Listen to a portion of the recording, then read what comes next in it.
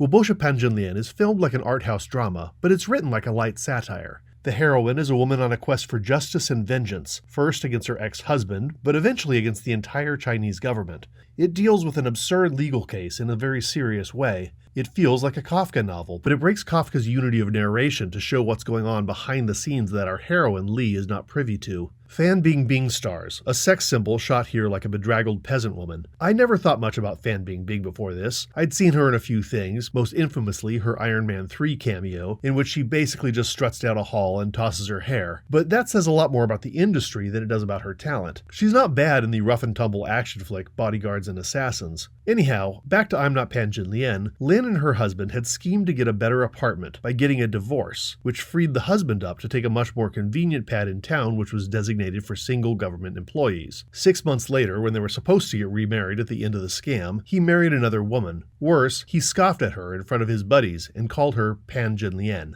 If you're not familiar with the sprawling 18th century novel Jinping Mei, which I briefly covered in my review of the Shaw Brothers films about Wu Song, Pan Jinlian was a seriously twisted piece of work. Her story has repeatedly been adapted into racy thrillers for the Chinese market. The English title of this film is I Am Not Madame Bovary, but Emma Bovary and Pan Jinlian cannot be compared. Both get their start by cheating on their husbands, okay, but Pan Jinlian and her lover indulge in many acts of cruelty, torture, extortion, and murder. Madame Bovary is an angel in comparison, and Lin is nothing like either. So this accusation hits Lin hard. She had not been a virgin on her wedding night, but presumably neither had her husband, so she goes on a quest to have her divorce annulled that escalates through the city, county, and provincial governments, all the way up to Beijing. She tries to hire a sad assassin who would literally kill to sleep with her, but he balks when she wants 3 murders for only 1 night of sex. She uses her feminine wiles to slip into party headquarters during the massive annual meeting and makes scenes. The head of the party fires the entire lot of officials who had dusted her off, and Lin becomes a fearsome bugbear for government ministers, now terrified to cross her. This drags on for 10 years, with her lawsuits becoming a seasonal tradition. If the party is in Beijing, well, so is Lin. Eventually, they assign 4 bodyguards just to keep her home in the countryside. She has better protection, says one minister, than the government does itself. This isn't a laugh-out-loud kind of comedy.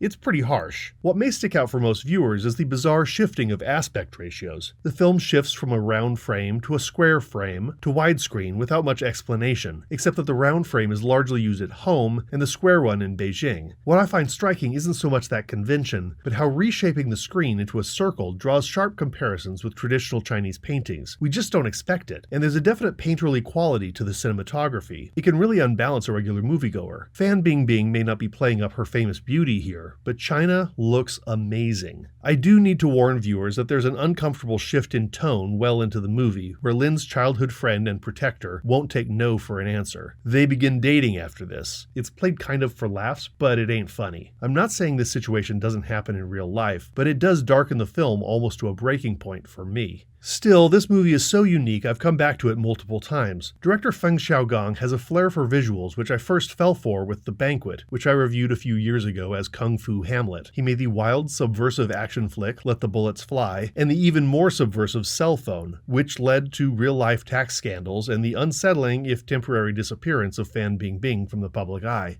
For a director who made his name with mainstream comedies, Feng Xiaogang has certainly delved into difficult territory. Pan Jinlian may be his most elusive film to define. It's a brave political and social satire with a fearless performance by Fan Bingbing. If you're looking for a unique film experience, or you just want to see what Chinese painting would look like as a movie, well, I guess this one's for you.